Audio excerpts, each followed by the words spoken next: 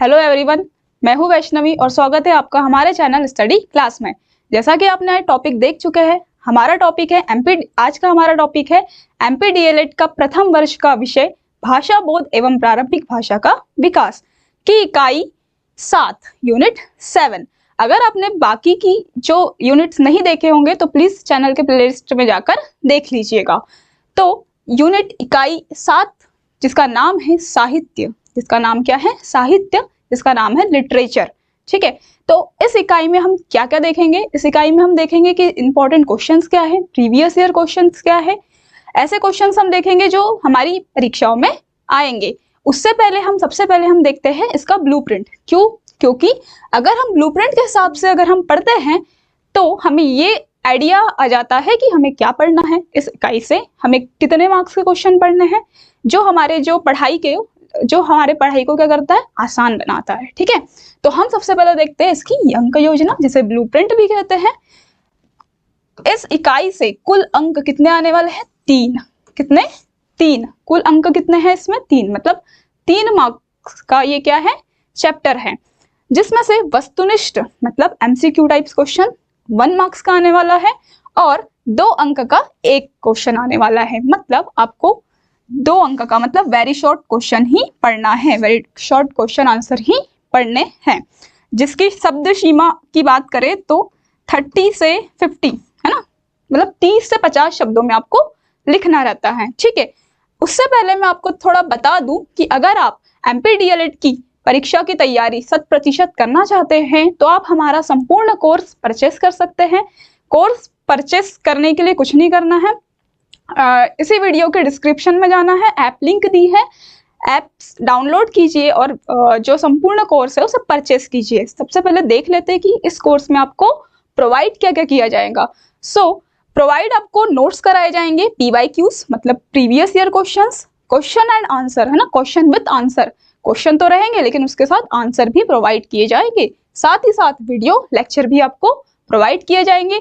Course validity रहेंगी 1 year की। जी हाँ, 1 वर्ष के लिए आपको पूरा कोर्स क्या रहेगा, दिया जाएगा। ठीक है, और प्रथम वर्ष एवं द्वितीय वर्ष के लिए कोर्स हमारा अवेलेबल है। ठीक है, बढ़ते हैं हमारे टॉपिक पे।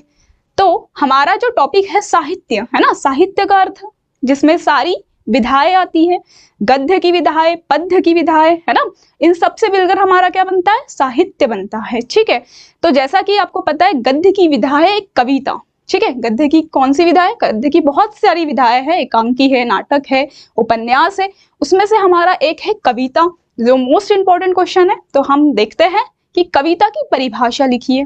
क्या है? कविता की परिभाषा लिखिए। कैसे लिखेंगे हम? कविता आपको पता है क्या होता है, जो पद्य के रूप में होती है ना, पद्य के रूप में होती है। कविता साहित्य की वह विधा है, कविता जो है वो साहित्य की कौन विधा है ना, विधा है ये, जिसमें भावानुभूति, कल्पना और सौंदर्य को लय, भावानुभूति मतलब जो भाव होते हैं उनकी अनुभूति कैसे करना है, ठीक है, कल्पना करना है ना, इमेजिनेशन करना, और सौंदर्य को लय, छंद, तुकबंदी है ना। जब कविता आप पढ़ते हो तो एक क्या होता है, एक लय में होती है ना। आप पहली लाइन पढ़ो फिर दूसरी लाइन पढ़ो है ना, ठीक है, तो एक लय में होती है, राइमिंग जैसे। ठीक है, छंद के प्रयोग होते हैं उसमें, मात्रिक छंद है ना, वर्णिक छंद, वर्णों की जिसमें गणना की जाती है। ठीक है, तुकबंदी मैंने सेम वही कि अगर आप एक लाइन पढ़ते हो दूसरी लाइन पढ़ते हो तो क्या होता है, फर्स्ट लाइन में आपको कॉमा दिखेगा, सेकंड लाइन में आपको फुल स्टॉप दिखेगा, और ये क्या होता है, राइमिंग वर्ड्स होते हैं। ठीक है, या सघन शब्दों के माध्यम से, सघन मतलब होता है घने, ठीक है, सघन शब्दों के माध्यम से व्यक्त किया जाता है। ठीक है, तो कविता को क्या होता है, कविता क्या है, एक विधा है जिसमें भावानुभूति, कल्पना और सौंदर्य को लय, छंद, तुकबंदी या सघन शब्दों के माध्यम से क्या होता है, व्यक्त किया जाता है, एक्सप्रेस किया जाता है। ठीक है, नेक्स्ट अगर हम सेकंड डेफिनेशन की बात करें तो यह केवल शब्दों का समूह नहीं है, कविता जो है वो क्या है, शब्दों का समूह नहीं है, बल्कि भावनाओं की सजीव अभिव्यक्ति है, भावनाओं की सजीव। अब कभी भी कोई भी कविताएं पढ़ते हो तो आपको ऐसा लगता है कि हाँ, मतलब ये सजीव है ना, जीवित है। ठीक है, सजीव है, जीवित है, हमें ऐसा लगता है कि ये तो हमारे ही जीवन पे आधारित है, या कभी कोई कविताएं पढ़ी हो या सुनी हो। ठीक है, जो पाठक के मन को सीधे छूती है, सेम वही पाठक के मन को, जो पढ़ने वाले हो, हम कविताएं पढ़ते हैं तो हमें ऐसा लगता है कि हाँ मतलब ये इमेजिनेशन हम करते हैं, ठीक है। नेक्स्ट है कि कविता के माध्यम से कवि अपने अंतर्मन के विचारों, कविता के माध्यम से जो कवि होता है, जो लिखने वाला होता है, पोएट्स जो होता है, वो अपने अंतर्मन के विचारों को क्या करता है, एक्सप्रेस करता है, विचारों को, अनुभवों को, जो उनको एक्सपीरियंस है ना, अपने विचार, अपने जो थॉट्स होते हैं जो हम दूसरों को व्यक्त नहीं कर सकते, वो कविता के माध्यम से क्या करता है, हमें एक्सप्रेस करता है, बताता है, अपने अनुभवों को वह व्यक्त करता है। और प्रेम, प्रकृति और वीरता, आपने मोस्टली जो कविताएं सुनी होंगी या देखी होंगी, या तो वो प्रेम के ऊपर हो, है ना, प्रेम के ऊपर हो, प्रकृति के ऊपर हो, है ना, और वीरता के ऊपर हो, यही देखी होंगी। प्रेम, अब प्रेम वात्सल्य होता है ना, जैसे सूरदास की कविताओं में आपने देखा होगा श्री कृष्ण और उनकी माता यशोदा के प्रति जो वात्सल्य प्रेम होता है। प्रकृति का जो चित्रण कौन करता है, कालिदास की कवियां अगर आप कालिदास जो कवि है उनका अगर आप ऋतुसंहार जो क्या है, ऋतुसंहार जो क्या है खंड काव्य है, उसमें आप देखते हो, ठीक है। वीरता की अगर बात करें तो सुभद्रा कुमारी चौहान की जो झांसी की रानी है ना, उसमें वीरता हमको दिखाई पड़ती है, जैसे विषयों को चित्रित किया जाता है, ठीक है। तो कविता क्या है, कविता पद्यांश के रूप में भी होती है, और इसमें छंद, लय, तुक, है ना, रस, अलंकार, ये सब क्या होता है, प्रयोग किया जाता है। और इसमें जो कवि है वो अपने विचारों को, है ना, अपने अंतर्मन के विचारों को, अनुभवों को क्या करता है, कविता के माध्यम से प्रकट करता है या लिखता है, ठीक है। आई होप आपको ये क्वेश्चन समझ में आ गया होगा, वेरी इंपॉर्टेंट क्वेश्चन है। नेक्स्ट हम देखते हैं कि कविता के कितने रूप होते हैं, कविता के कितने रूप होते हैं, तो ये भी क्वेश्चन आ सकता है। कविता अगर छंदोबद्ध हो, छंदोबद्ध का अर्थ क्या होता है, छंद से बद्ध हो, है ना, जैसे कि जो रामायण आपने सुना होगा, रामायण या फिर हमारी जो गीता है ना, वो क्या है, छंदबद्ध है ना। उसमें जो छंद के आपको पता है दो प्रकार होते हैं, मात्रिक, वर्णिक, ठीक है। वर्णिक मतलब जिसमें वर्णों की गणना की जाती है, मात्रिक मतलब जिसमें मात्राओं की गणना की जाती है, ठीक है। तो ये क्या है, बद्ध है, उसके अकॉर्डिंग ही क्या चलेंगे, हमारे जो दोहे हैं या फिर जो भी लिखी है कविता है ना, लाइन से वो चलेंगे उसी के अकॉर्डिंग, ठीक है। तो अगर हमारी जो कविता है वो क्या है, छंदोबद्ध है, तो उसके मुख्यतः 3 ही रूप होंगे। कौन कौन से, सबसे पहले बाल गीत, जो बच्चों को पसंद आती है ना, बाल गीत मतलब जो बच्चों को पसंद आती है, या फिर आप कह सकते हो जो प्राइमरी लेवल तक की बुक्स में होती है। नेक्स्ट आता है घटना प्रधान कविताएं, है ना, ऐसी कविताएं जो घटना प्रधान हो, मतलब कोई घटना घटित हो और उसके अकॉर्डिंग क्या हो, कविताएं लिखी हो, ठीक है। नेक्स्ट है साहित्यिक कविताएं। साहित्यिक कविताएं जो होती है, साहित्यिक कविता का अर्थ क्या है कि ऐसी कविताएं जिसमें जो हिंदी व्याकरण है ना, व्याकरण शुद्धिकरण हो, है ना, साहित्य लिखना है तो साहित्यिक कविता है, मतलब उसमें क्या हो, शब्द जो है स्पष्ट लिखे हो, व्याकरण उसका सही हो, तो ऐसी कविताएं क्या कहलाती है, साहित्यिक कविताएं कहलाती हैं, ठीक है। नेक्स्ट अगर हम क्वेश्चन की बात करें तो भाषा शिक्षण में व्याकरण का अर्थ, नेक्स्ट क्वेश्चन क्या है हमारा, भाषा शिक्षण में व्याकरण का अर्थ। भाषा शिक्षण मतलब ऐसी भाषा शिक्षण का अर्थ क्या होता है कि भाषा को सिखाना, ठीक है, शिक्षण सिखाना, ठीक है। उसमें व्याकरण का क्या अर्थ है, हमको ये देखना है। तो व्याकरण शिक्षण का अर्थ, व्याकरण सीखना क्यों जरूरी है, ठीक। तो हम देखते हैं कि प्राचीन समय में हर विद्यार्थियों को व्याकरण की शिक्षा प्राप्त करना क्या था, अनिवार्य था। आपको पता है कि प्राचीन जो समय था, प्राचीन जो काल था, वैदिक काल ले लो या फिर जो भी बहुत प्राचीन, हमारे भारत में संस्कृत बोली जाती थी, है ना, पंडित हुआ करते थे। तो जो प्राचीन अगर हम समय की बात करें तो हर विद्यार्थियों को क्या था, व्याकरण की शिक्षा प्राप्त करना अनिवार्य ही था। गुरुकुल हुआ करते थे, है ना, बच्चों को गुरुकुल में जो गुरु होते थे वो शिक्षा प्रदान करते थे, है ना। जो व्यक्ति व्याकरण में बहुत निपुण होता था, व्याकरण उसको बहुत अच्छे से आता है, तो वो क्या कहलाता था, पंडित कहलाता था। क्या कहलाता था, पंडित। हम कहते थे ना, जिसको बहुत वेद पुराण, है ना, साहित्य का नॉलेज है, तो हम उसे पंडित कहते हैं, ठीक है। और हम उसको सम्मान भी करते थे, भाई बहुत ज्ञानी है, जो ज्ञानी लोग होते हैं उसका हम सम्मान तो करते ही हैं। संस्कृत साहित्य में व्याकरण के कई ग्रंथ मिलते हैं। हमारे जो संस्कृत हिंदी साहित्य पकड़ लो या फिर संस्कृत साहित्य में व्याकरण के जो है ना बहुत से ग्रंथ मिलते हैं।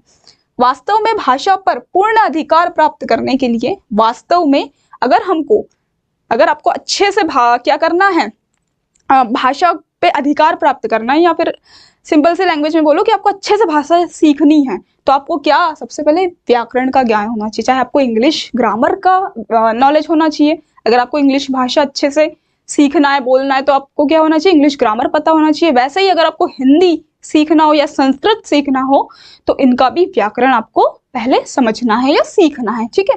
तो उसके लिए सबसे पहले क्या होना चाहिए, व्याकरण का ज्ञान होना चाहिए, और प्राप्त करना क्या है, अत्यंत जरूरी है, सेम वही, ठीक। व्याकरण शिक्षण विद्यार्थियों को भाषा के शुद्ध रूप को समझने एवं पहचानने में मदद करता है।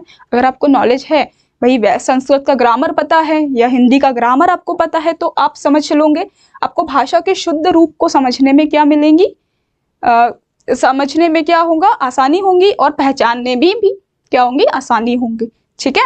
आई होप ये क्वेश्चन आपको समझ में आ गया होगा। नेक्स्ट हम क्वेश्चन की बात करें। अब हमने पढ़ लिया कि व्याकरण शिक्षण का अर्थ क्या है ना। अब व्याकरण शिक्षण ठीक है, हमको पता चल गया कि अर्थ क्या है, लेकिन अब पढ़ना क्यों जरूरी है भाई, इसके उद्देश्य क्या है ना, क्यों जरूरी है। तो उद्देश्य हम देखते हैं कि विद्यार्थियों को विविध ध्वनियों का ज्ञान होना चाहिए, है ना, प्रोनाउंसिएशंस जो है उसका ज्ञान होना चाहिए, वो हमको समझ में आना चाहिए कि हाँ कौन से वर्ड को कैसे प्रोनाउंस किया जाता है, ठीक है, ध्वनि का ज्ञान होना।